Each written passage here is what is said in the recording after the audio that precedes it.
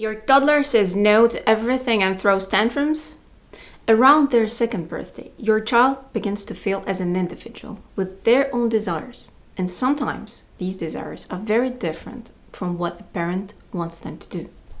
Their willpower starts developing, and it is essential to support this process. So, how not to break the child's will, but also not to lose your mind? In this video, discover 7 practical strategies for parenting at this challenging age.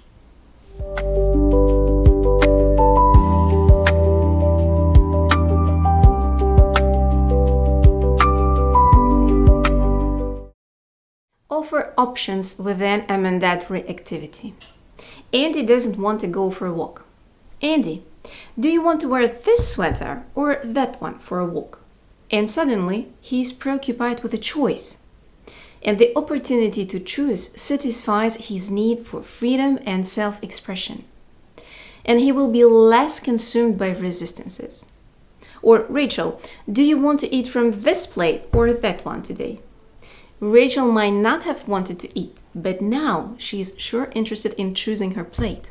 And her ego gets validation. Ginny, do you want to read this book or that one before bed? And Ginny might resent much less going to bed. A toddler is constantly being told what to do, so freedom of choice empowers them.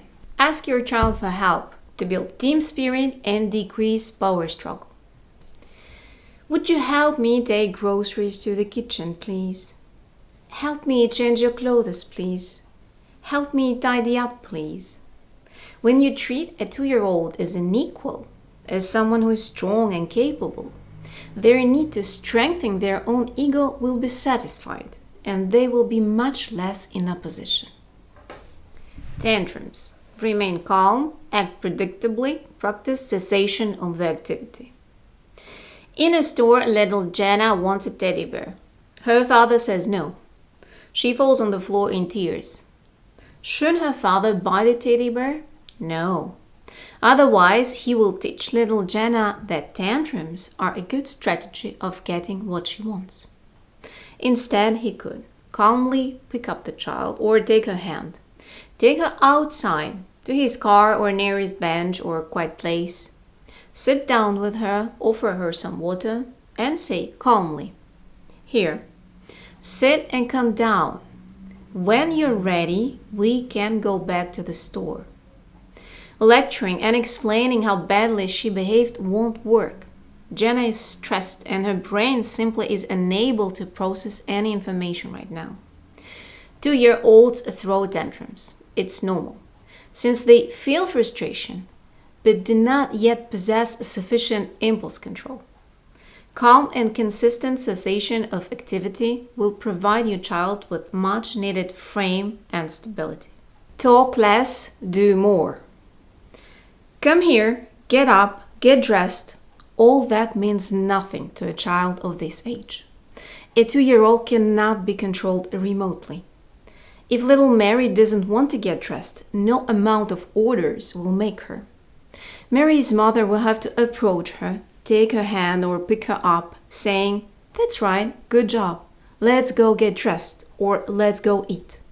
If Mary starts crying, her mom could say, "Yes, you're upset. I understand. That is normal. But now we have to do this."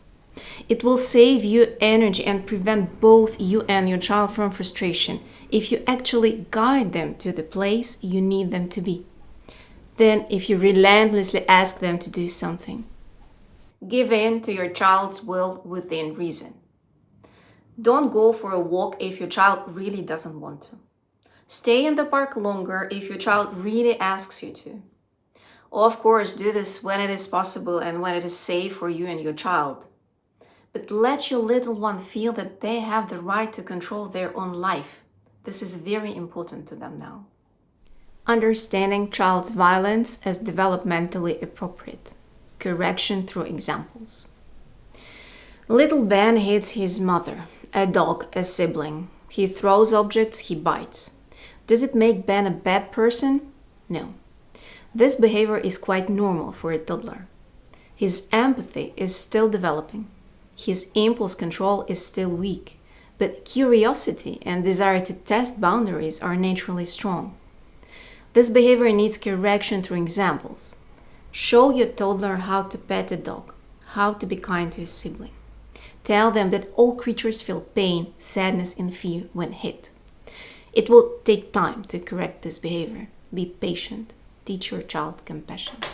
Threat of abandonment is dangerous. Don't do it. "Let's go, or I'll live without you," says Laura's mother casually.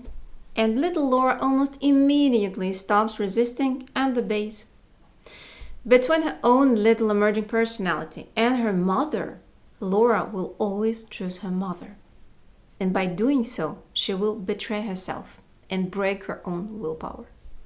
A child simply cannot risk losing a parent. She will rather lose herself. If this parenting strategy persists, child's willpower will not develop, and their personality will not emerge fully. And that's the last thing any parent wants. That is all for today. I hope it was helpful. If you enjoyed this video, please like and subscribe for more. And remember to be kind to yourself.